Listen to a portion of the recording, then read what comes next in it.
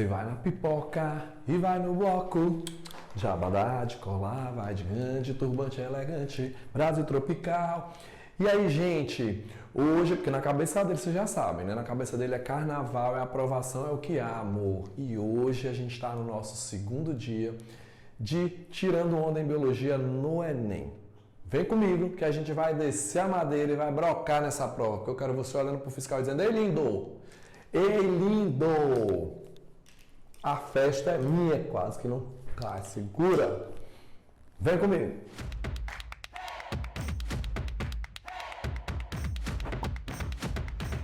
Bom, gente, o assunto desse nosso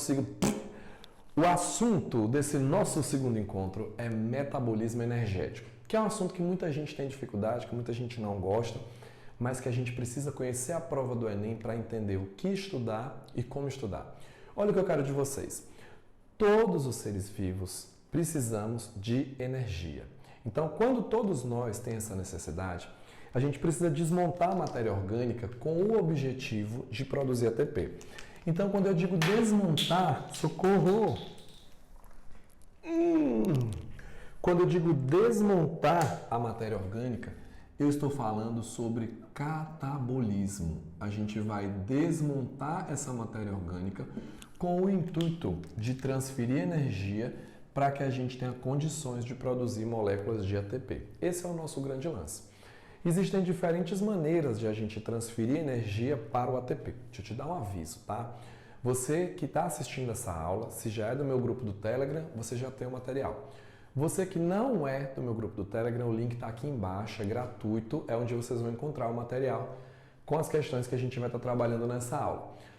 Você que está me assistindo, se você não gostou, lá no final, assistiu o vídeo e não gostou, você perdeu de gostar.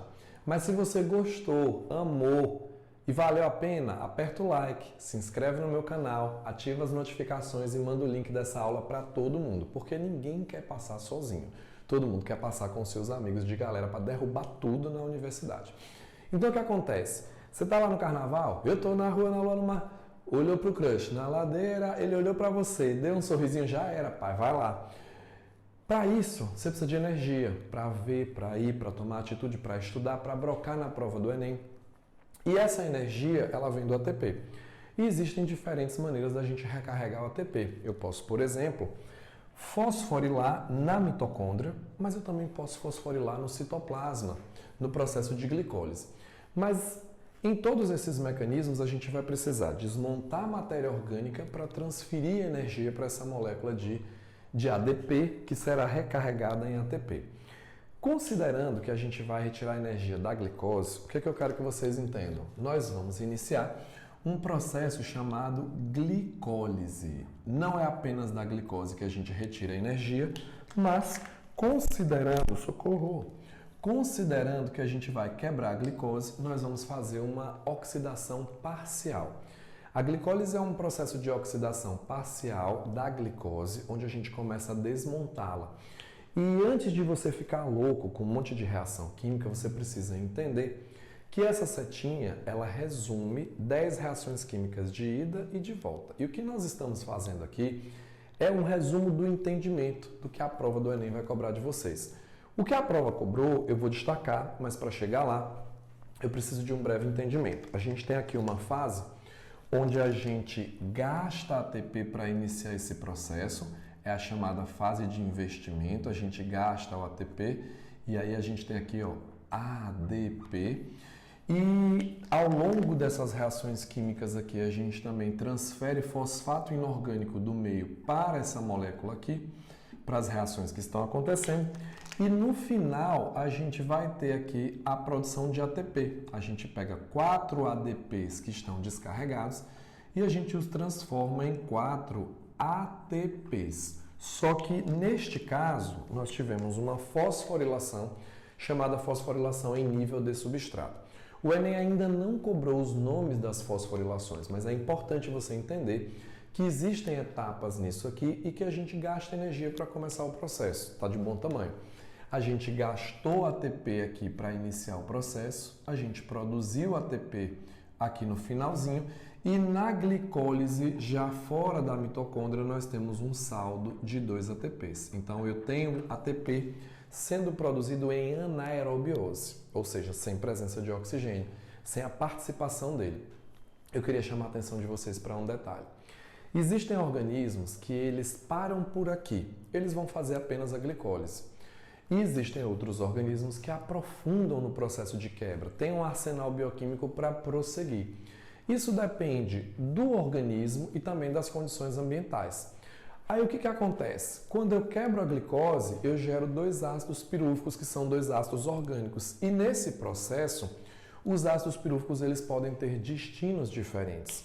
Eu posso produzir moléculas orgânicas que ainda tenham energia, porque eu faço somente a glicólise, ou eu entro, por exemplo, na mitocôndria e quebro totalmente a matéria orgânica a ponto de sobrar apenas CO2 e água. Mas nessa quebra, nós estamos fazendo oxidação, tirando elétrons dessa molécula e depois, por exemplo, na respiração, nós vamos usar esses hidrogênios e elétrons para produzir ATP.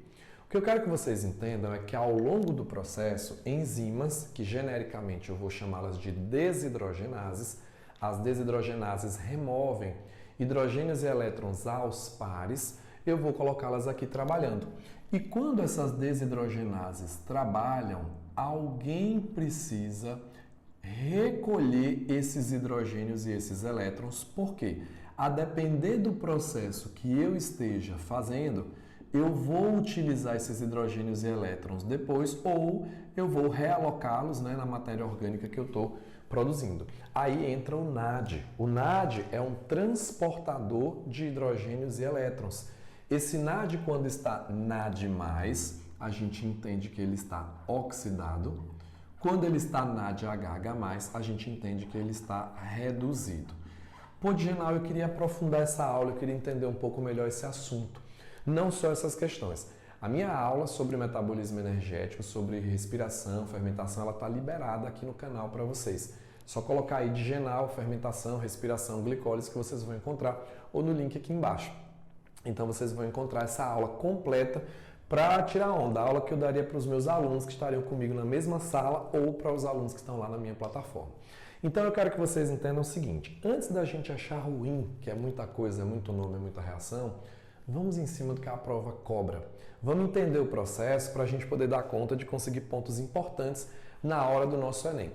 Bom, o mais importante aqui é que eu quebrei a molécula de glicose em ácidos pirúvicos e que, caso a quebra pare por aí, eu vou dar um nome para esse processo. Se a quebra parar por aqui e eu tiver apenas glicólise, eu estou diante de um processo de fermentação. Como numa fermentação a gente só tem glicólise, no final da fermentação, a gente só vai ter como rendimento 2 ATPs. Então, a grande característica de uma fermentação é que a fermentação é uma quebra parcial. Ela só tem a glicólise envolvida no processo. E aí, sendo uma quebra parcial, o rendimento energético ele é baixo.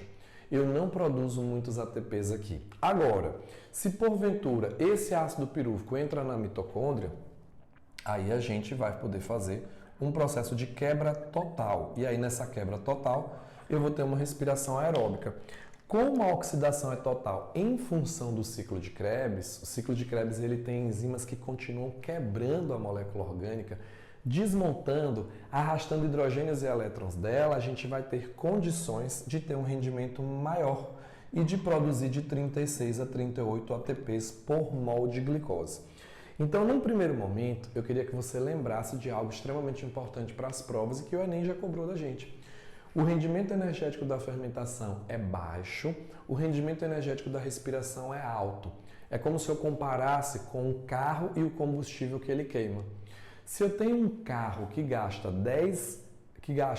1 litro e faz 10 quilômetros e eu tenho outro carro que faz com o mesmo litro de gasolina 6 quilômetros, o que faz 10 gasta menos, o que faz 6 gasta mais, porque o rendimento do de 6 é mais baixo do que o rendimento do de 10, que é mais alto. Em outras palavras, para produzir uma mesma quantidade de glicose, o motor da célula vai queimar mais matéria para produzir uma mesma quantidade de ATP, os bonitos também erram, né? Para produzir uma mesma quantidade de ATP, o motor da célula com fermentação vai precisar gastar mais combustível do que o motor da célula via a respiração aeróbica, já que a respiração tem um rendimento mais alto. Então, o que a gente precisa entender? Na fermentação, a quebra é parcial e, às vezes, o produto é o ácido lático. Se o meu produto é o ácido lático, eu tenho uma fermentação lática. Só que o ácido lático é um composto que ainda tem 3 carbonos em sua composição. Na fermentação lática, eu não tenho descarboxilação. Agora, existem outros micróbios, outras células que podem fazer fermentação alcoólica. A fermentação alcoólica ela produz o etanol tem 2 carbonos. A gente teve uma descarboxilação ao longo do processo, ou seja, uma remoção de carbono que saiu como CO2 e a gente tem liberação de CO2. É importante entender, porque se ele coloca um esquema para a gente identificar o tipo de fermentação, se eu vejo que não tem CO2, que tem CO2, eu já consigo ter um indicativo do tipo de fermentação. Mas óbvio que o produto final é que vai me ajudar. Fermentação acética e fermentação alcoólica caem na prova do Enem e a gente tem que saber quem realiza e qual a aplicação daquilo ali. Então, a fermentação lática, ela é feita, por exemplo, por bactérias que utilizamos na produção de derivados do leite e também por miócitos estriados esqueléticos. As nossas células estriadas esqueléticas, elas têm essa capacidade de utilizar a fermentação lática num processo anaeróbico. Eu queria chamar a atenção de vocês que quando eu uso bactérias, essas bactérias elas estão sendo utilizadas para produzir derivados do leite. Então, derivados do leite, a gente utiliza esse tipo de biotecnologia. A fermentação alcoólica, ela é realizada por fungos unicelulares, por leveduras, Saccharomyces cerevisiae, são leveduras que são fungos unicelulares utilizados na produção de biocombustíveis, de massas e de bebidas alcoólicas. Então, se o meu interesse está no etanol, você vai lembrar das bebidas e você vai lembrar dos biocombustíveis. Os biocombustíveis caem muito na prova do Enem, os biocombustíveis, tá? E se a gente está trabalhando com o CO2 é o que faz a massa do pão crescer. Então, o fermento biológico, a gente utiliza o CO2, que é o que faz a massa do pão crescer. Aí eu queria aprofundar um pouquinho na fermentação alcoólica, só para a gente entender alguns detalhes. Na hora que a gente vai fazer uma fermentação, eu saio da glicólise e o ácido pirúvico, ele continua participando de outras reações. E aí o que acontece aqui, Na fermentação alcoólica a gente tem descarboxilação, então eu tenho saída de CO2, enzimas aí vão atuar. Eu saio de um composto que tinha 3 carbonos, que é o ácido pirúvico, e gero o acetaldeído que tem 2 carbonos. Só que na fermentação eu já produzi o ATP que eu queria produzir, porque já teve a glicólise. Aí esses hidrogênios e elétrons, eles não podem ficar soltos, eles precisam voltar para alguém precisa receber eles por último. E aí quem recebe eles por último é um derivado aqui do acetaldeído para se transformar em etanol. Aí eu queria que vocês entendessem que esse NAD, HH+, devolve os hidrogênios e elétrons e é reoxidado em NAD+. Por que eu estou chamando a atenção disso aqui? Nós já tivemos questões muito simples na prova do Enem, só para você identificar qual é o tipo de fermentação, qual é o micróbio, quase não sai, qual é a aplicação disso aí, como nós também já tivemos questões mais aprofundadas de desacopladores. Caso ele pergunte a vocês algo um pouco mais específico sobre a fermentação, o aceptor final de hidrogênios e elétrons é uma molécula orgânica, diferente da respiração. Mas antes da gente entrar na respiração, nós vamos fazer aqui algumas questões que falam sobre essa temática. Não precisa sofrer. Então, olha só, a nossa primeira questão da nossa aula de hoje, a nossa questão 1 aí, o que ela vai trazer para a gente de informação? Na preparação da massa do pão, presente na mesa do café da maioria dos brasileiros, utiliza-se o fungo Saccharomyces cerevisiae. Contido no fermento, que é o fermento biológico. Sua finalidade é fazer com que a massa cresça por meio da produção do gás carbônico. Ponto. Esse processo bioquímico de liberação de gás carbônico é responsável, é causado por quem, gente? Pela fermentação alcoólica. Então, era apenas identificar no texto o processo. Então, o que faz a massa do pão crescer é o CO2 que é liberado numa fermentação alcoólica. Isso já foi cobrado diversas vezes na prova do Enem. Eu coloquei questões aí nessa lista de todas as aplicações para vocês perceberem que sempre isso aí é cobrado. Então, se você pega, por exemplo, todas as questões do Enem de metabolismo, você vai ver reincidência nesse tipo de questão, que é uma questão básica, a gente não pode errar isso aí. Na questão 2, ele coloca o seguinte, ele diz assim, ó, moradores sobreviventes da tragédia que destruiu aproximadamente 80 casas no Morro do Bumba, na zona norte de Niterói, ainda defendem a hipótese de que o deslizamento pode ter tido como causa uma explosão provocada pelo gás metano, visto que esse local foi um lixão entre os anos 1960 e 1980. Presta atenção. O gás mencionado no texto, qual é o gás? Metano. Então, se você começa pelo comando, que é mais curto, você já vai procurar o gás. Metano não é produzido em respiração aeróbica, porque metano não é proveniente desse metabolismo. CO2 e água na respiração aeróbica. Metano eu não produzo na fotossíntese.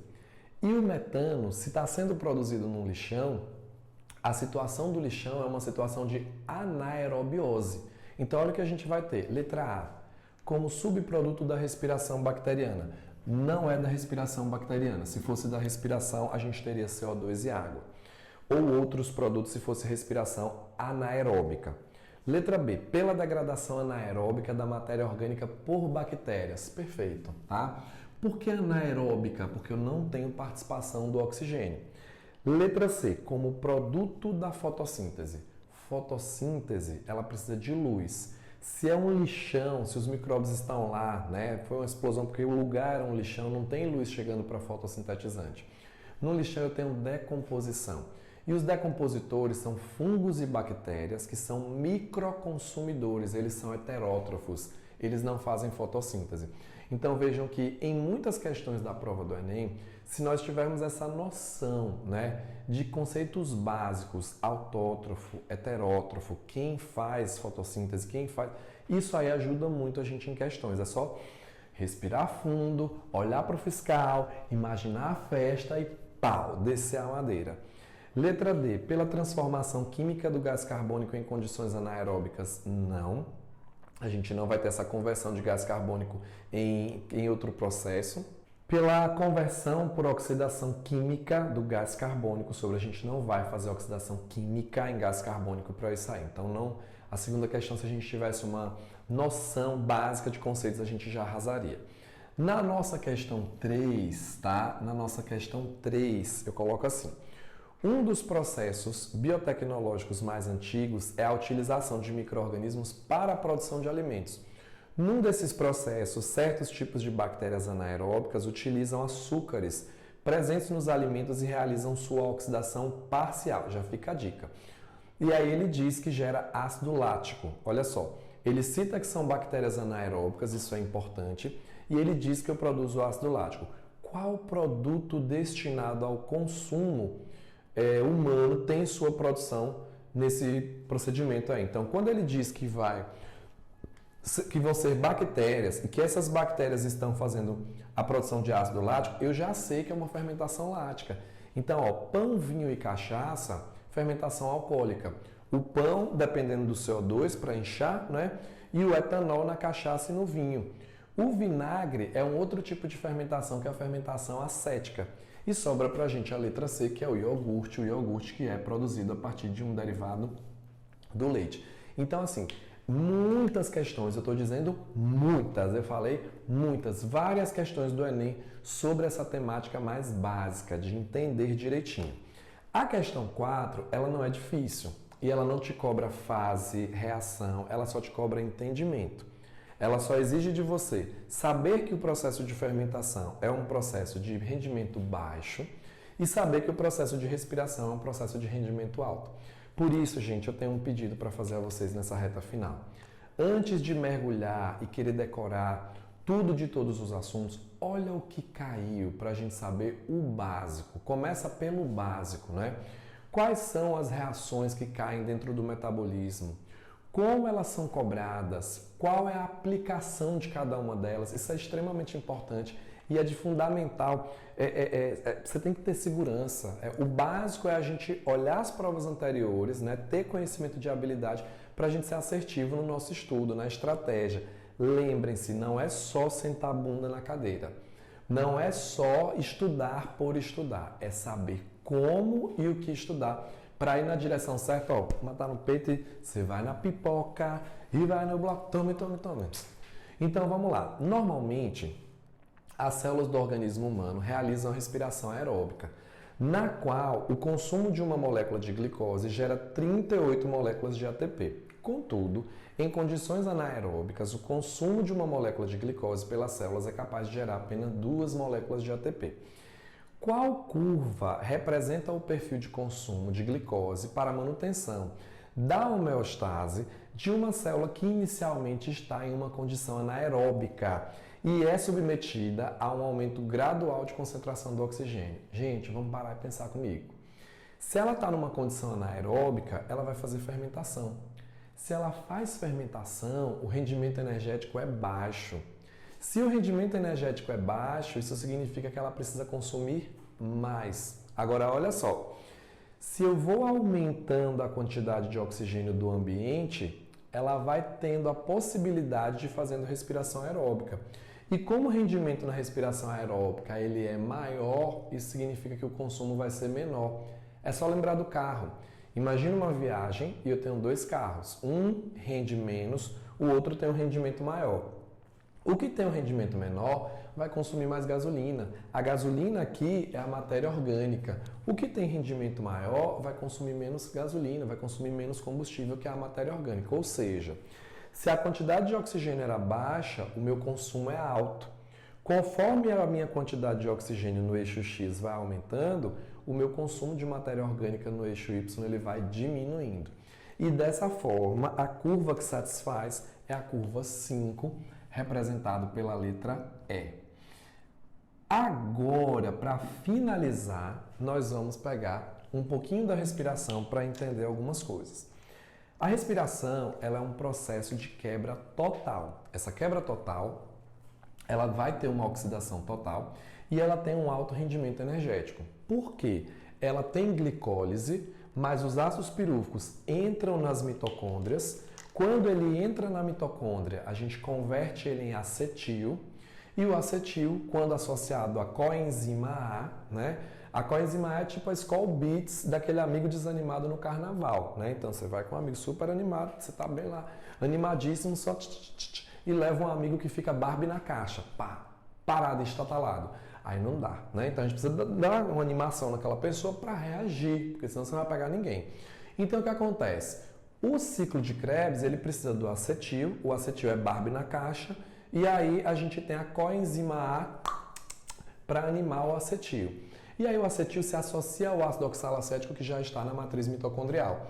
E aí ocorre o ciclo de Krebs na matriz mitocondrial. Então já aconteceu a glicólise corresponde à parte anaeróbica, a glicólise ocorre fora da mitocôndria, lá no hialoplasma, né? Não depende de um compartimento citoplasmático, né? Não depende de uma organela.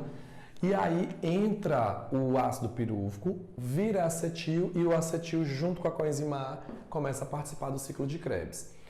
Ao invés de você querer decorar tudo do ciclo de Krebs, entenda o seguinte, gato, gata do meu coração. O ciclo de Krebs tem o objetivo de terminar de desmontar a matéria orgânica.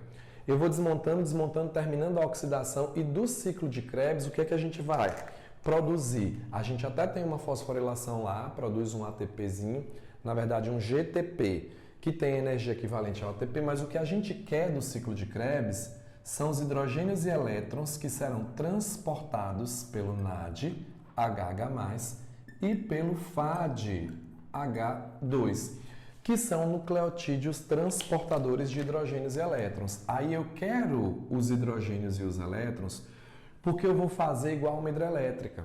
Eu vou pegar esses hidrogênios e elétrons e vou utilizá-los na síntese de ATP, num evento chamado fosforilação oxidativa.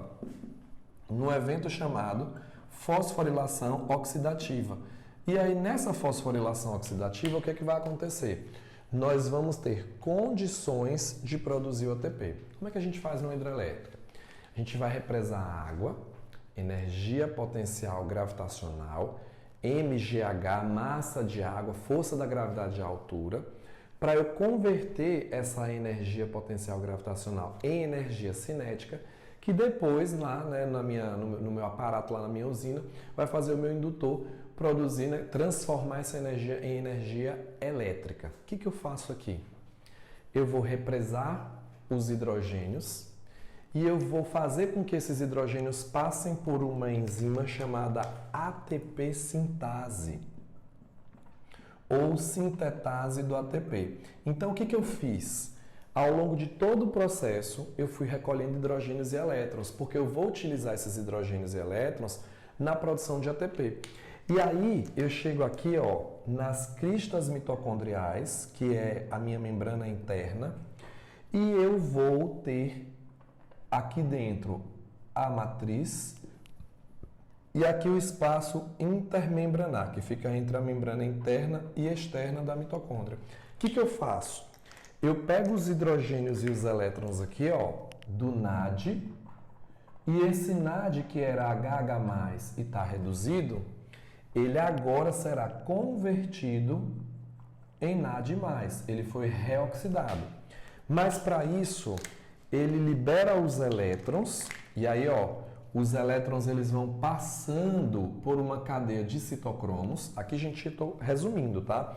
Mas esses elétrons eles são transportados pelos citocromos. E aqui no final, quem recebe esses elétrons é o oxigênio. Gente, quando a gente trabalha com uma respiração aeróbica, o que a gente faz? A gente pega aqui, ó, glicose, C6H12O6. Claro que a gente pode quebrar outras matérias orgânicas por outras vias metabólicas e todo mundo vai convergir para o ciclo de Krebs. Mas eu só tenho glicólise se for glicose, mas eu posso quebrar também ácido pirúvico, derivado de lipídio, aminoácido, derivado de proteína. E aí, gente, ó, eu tenho aqui a participação do oxigênio.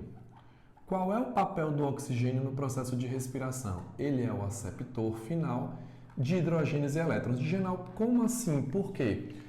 Alguém no final, depois que eu usar os elétrons e os hidrogênios para produzir o ATP, precisa receber esses hidrogênios e elétrons. E aí eu quero que vocês entendam o seguinte, ó, essa água que se forma aqui no processo, ela deriva de quem? Um meio de O2 que recebeu esses elétrons, que recebeu os hidrogênios. Então, essa água que se forma é depois que, ó, os hidrogênios do NAD vão se acumular no espaço intermembranar, ó, e esses hidrogênios que se acumulam aqui serão utilizados para que o rotor da ATP sintase consiga produzir o ATP. Então, a síntese de ATP, a maior quantidade de ATP que eu vou produzir numa respiração, depende da fosforilação oxidativa, onde, para produzir o ATP, eu tenho o transporte de elétrons acoplado à quimiosmose, que é esse transporte de íons H+. Aí vejam só, isso aqui cai muito em provas tradicionais, mas o Enem cobrou um raciocínio que exigia da gente um conhecimento de cadeia respiratória. Então, algumas pessoas, por já ouvir falar no desacoplador, conseguiam pela leitura acertar a questão. Outras, por ter o conhecimento de cadeia respiratória do desacoplador, também conseguiriam. Eu vou explicar para vocês o que vai acontecer. Olha o que a gente tem aí na questão 5. O 2,4 de nitrofenol é conhecido como desacoplador da cadeia de elétrons da mitocôndria e apresenta um efeito emagrecedor. Contudo, por ser perigoso e pela ocorrência de casos letais, seu uso como medicamento é proibido em diversos países, inclusive no Brasil. Na mitocôndria, essa substância captura no espaço intermembranar prótons H+, provenientes da atividade das proteínas da cadeia respiratória, retornando-as à matriz mitocondrial. Assim, esses prótons não passam pelo transporte enzimático na membrana interna. Ou seja, gente, olha só, um desacoplador, ele desvia esses hidrogênios para que eles passem sem ser pela ATP sintase E não passando pela ATP sintase, eu não vou produzir tanto ATP.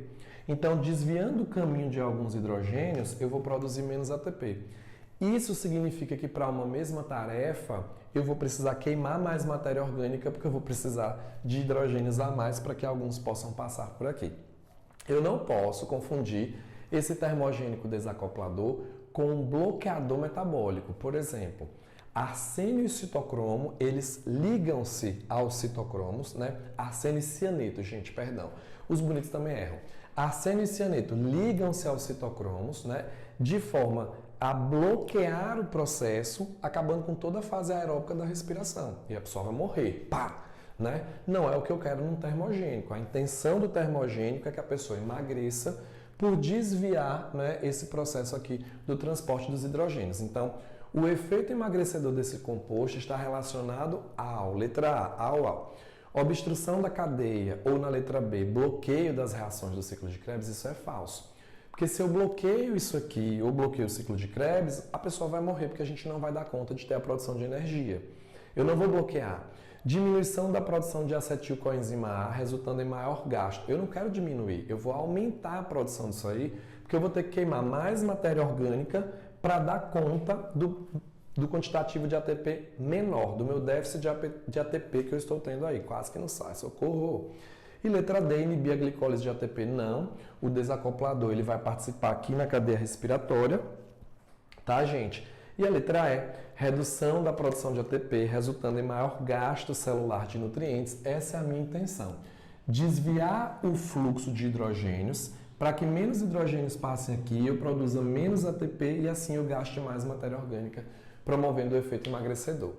Gente, esse foi o nosso segundo dia, né? A gente vai estar arrasando, jogando duro no nosso dia 3 e ainda teremos live para estar tirando dúvidas e falando um pouco sobre questões do Enem, TRI e direcionando o estudo de vocês de acordo com os conteúdos, né, para que a gente seja assertivo em como eles são cobrados dentro das habilidades, baseado no que já caiu, tá? É sobre isso, amor, e tá tudo bem, ó. Um beijo para vocês, sintam-se abraçados e vamos descer a madeira nessa prova do Enem que eu quero é aprovação, tá?